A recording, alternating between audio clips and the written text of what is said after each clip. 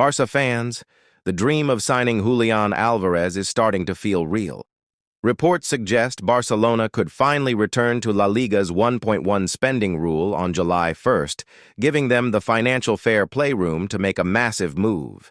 But here's the real question. Can Barça actually afford Álvarez without completely destroying their ability to strengthen the rest of the squad? Let's break down the actual numbers. Right now, Barcelona are financially restricted, but two major changes this summer change everything. Robert Lewandowski's departure. This frees up an estimated 38.5 million euros from the wage structure. Two Spotify Camp Nou reopening, returning to their stadium projects an extra 50 million euros in matchday revenue.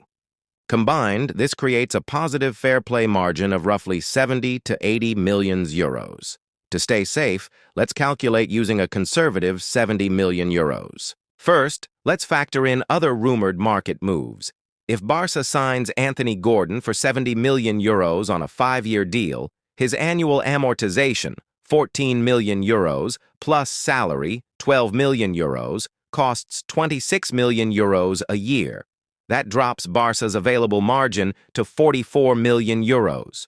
But if Ansu Fati completes his move to Monaco, Barça gets 11 million euros in transfer income and clears his 9.3 million euros salary.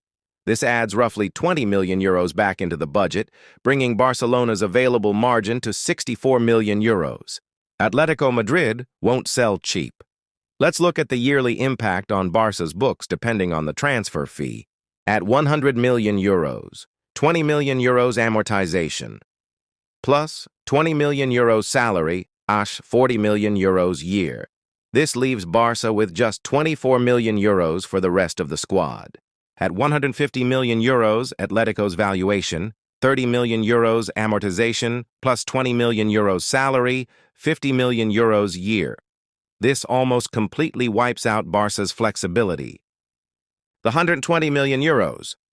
Compromise, 24 million euros, amortization, plus 20 million euros, salary, 44 million euros, year. While a 44 million euros annual impact is technically doable within that 64 million euros margin, it is an enormous risk. If Barcelona goes all in on Julián Álvarez, the rest of the squad suffers.